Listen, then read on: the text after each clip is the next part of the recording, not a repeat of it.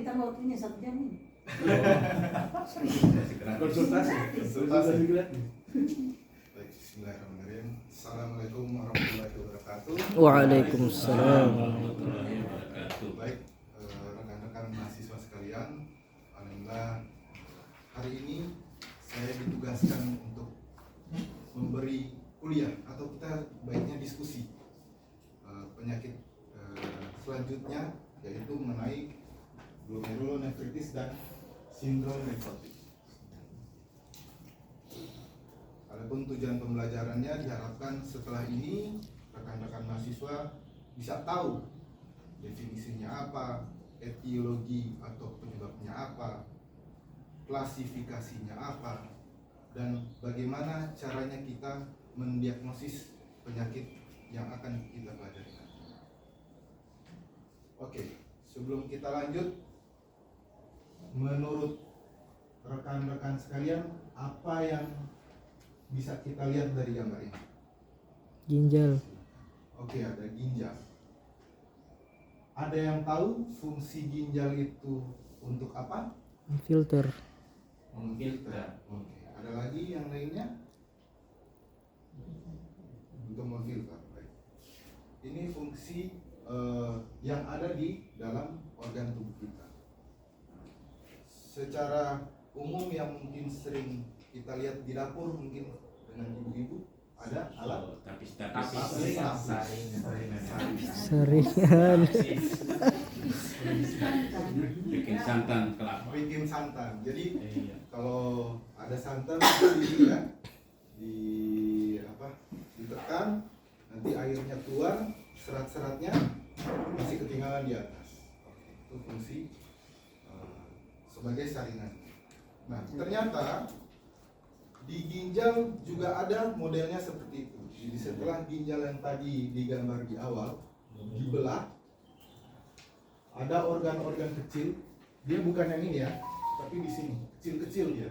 Cuman setelah dibuka di bawah mikroskop, ada namanya organ glomerulus atau tapis-tapisnya manusia.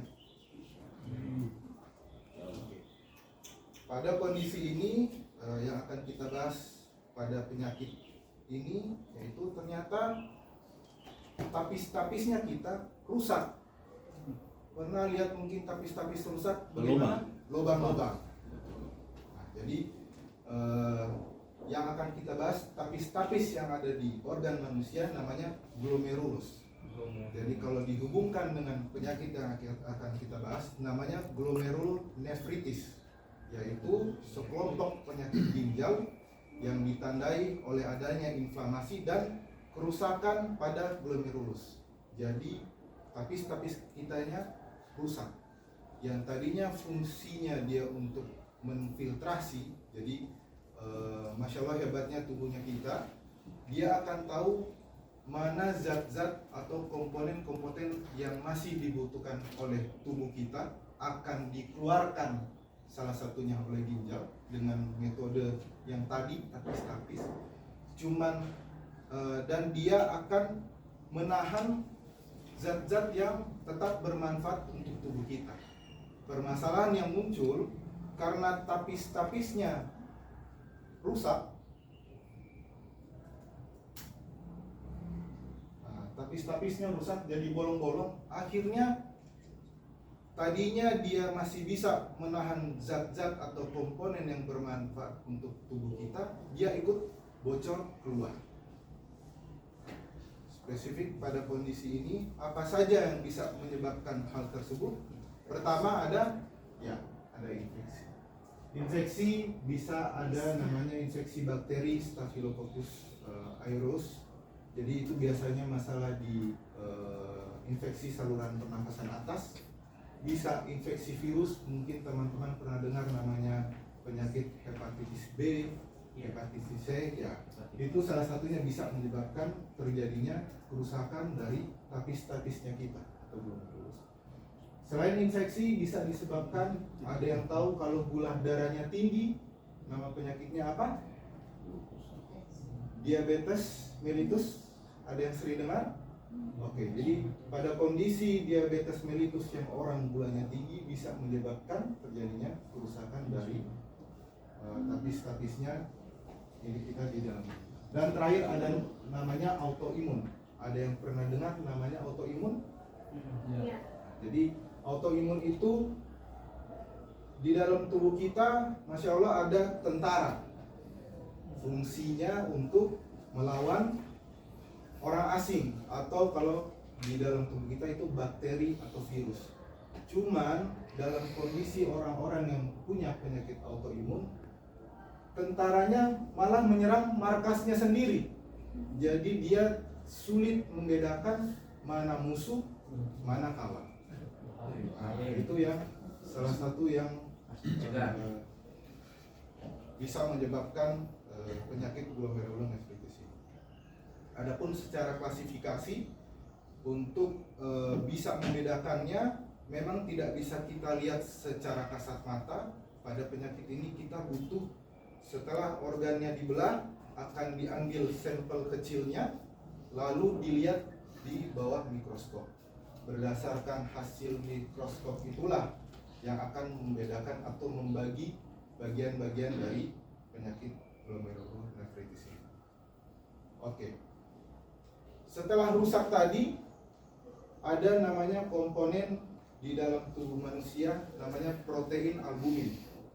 Normalnya kalau tapis-tapisnya masih bagus, dia macam serat-seratnya serat kelapa, dia besar, harusnya tidak bisa lewat. Nah, karena rusak, akhirnya dia bocor keluar. Jadi protein yang harusnya ada di dalam tubuh manusia akhirnya keluar masuk ke dalam urin. Dampaknya apa? Bisa dilihat dari gambar ini. Apa pendapat? Obesitas. Oke, ada lain? Setuju obesitas. Ini sebelum, ini sesudah. Ada mungkin kalau keluarga atau teman-teman, rekan-rekan kerja atau saudara-saudara yang kakinya itu jadi besar terus oke, jadi bengkak. Oke, jadi kalau salah satu manifestasi atau gejala klinik yang akan muncul pada awalnya pasiennya masih dalam kondisi normal seperti ini dengan tubuhnya, dikarenakan proteinnya bocor keluar. Nah, fungsinya protein itu mungkin kalau tadi teknik sipil macam dinding batu bata ini. Nah, kalau orang siram air, dia balik ulang air. Nah, karena bocor, batu batanya ini ikut keluar. Jadi kalau orang mau siram air, akhirnya dia bocor keluar. Nah, itu analoginya pada pasien-pasien dengan glomerulonefritis, akhirnya badannya bengkak atau istilah kedokterannya udem. Ya. Oke. Hal apa lagi yang bisa kita temukan? Tadi karena proteinnya keluar lewat ginjal, jadi kalau berdasarkan pemeriksaan lab, kita periksa kencingnya, ada ditemukan namanya protein urea. Lalu di dalam tubuh nama proteinnya adalah albumin, karena dia bocor keluar, terjadilah penurunan jumlah albumin dalam darah, namanya hipoalbumin. Nah, efek dari kondisi tersebut menyebabkan terjadinya hiperlipidemia atau pada umumnya dibilang kolesterol tinggi. Nah, kumpulan dari gejala tadi yang sudah disebutkan itu namanya sindrom nefrotik.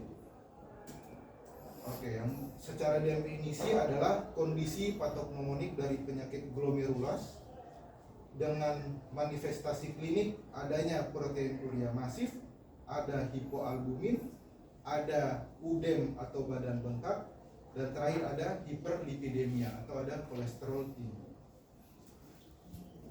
Lalu bagaimana tata laksana yang kita berikan? Apa terapi yang kita berikan?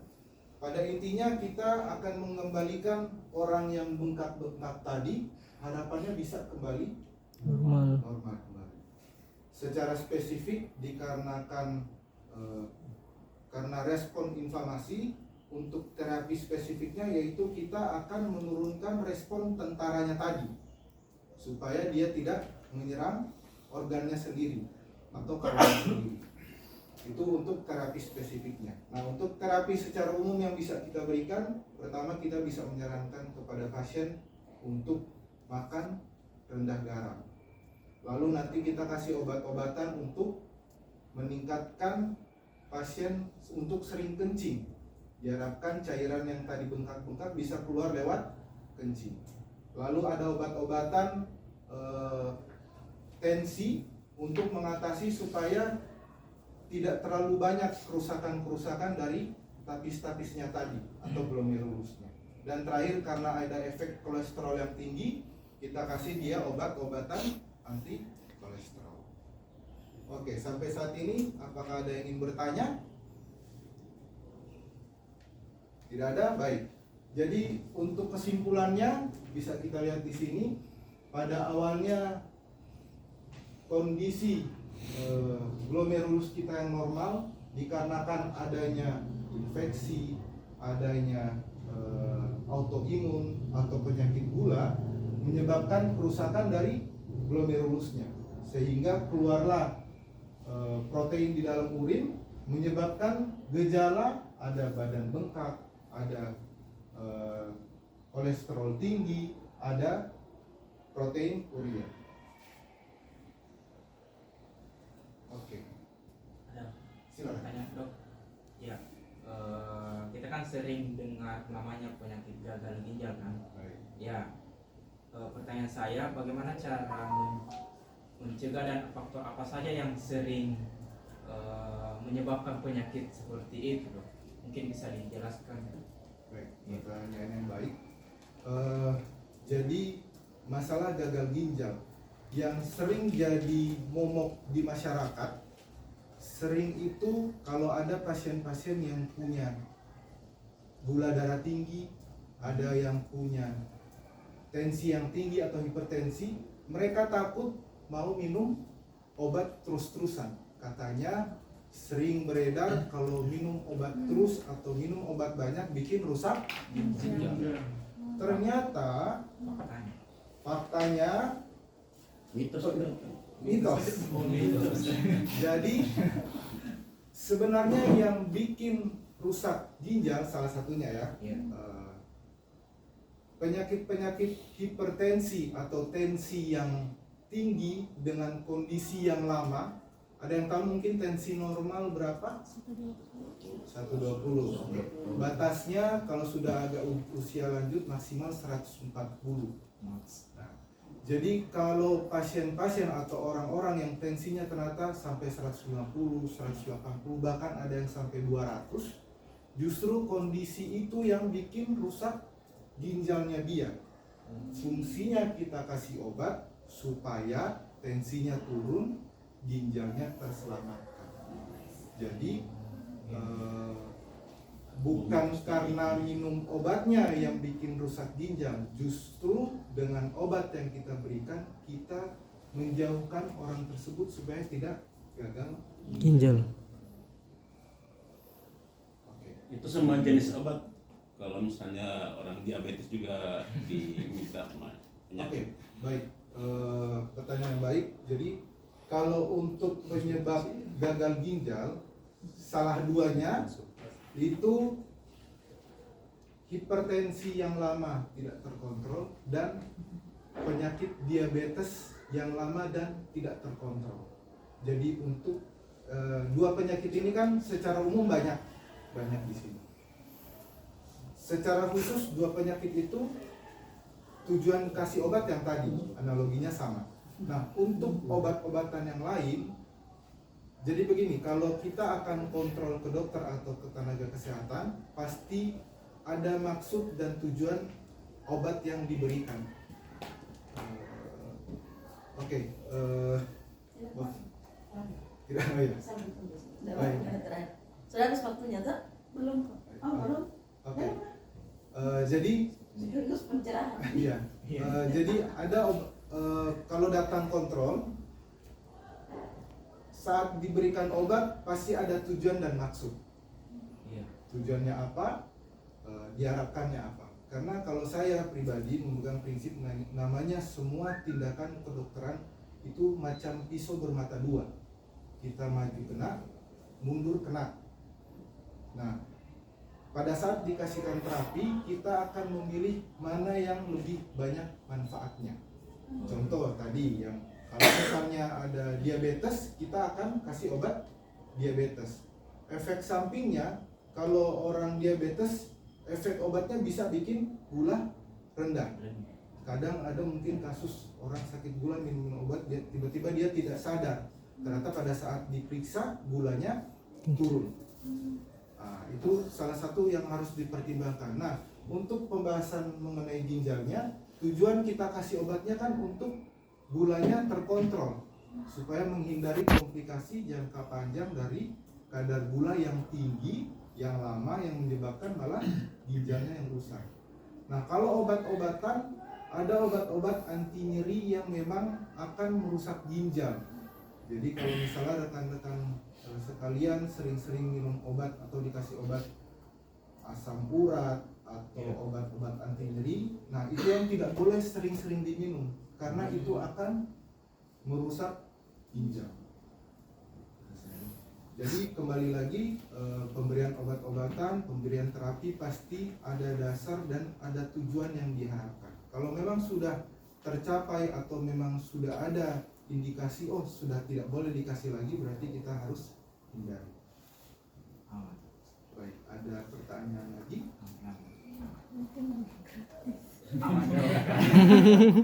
Konsultasi gratis guys. Masih ada waktunya nggak?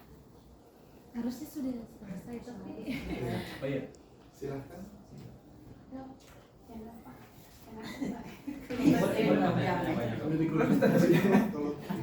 Kalau Edukasi.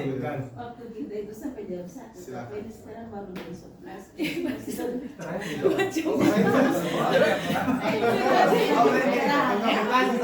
anggap saja sudah selesai mungkin. Sudah selesai. Oke. Saya dulu. Tapi dokter tidak memberikan tugas.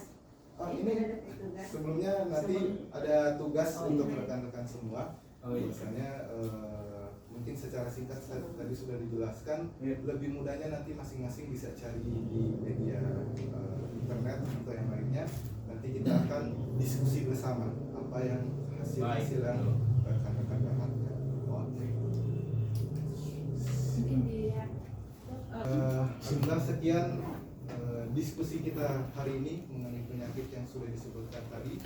Insya Allah dapat bermanfaat. Sekian dari saya. Wassalamualaikum warahmatullahi wabarakatuh.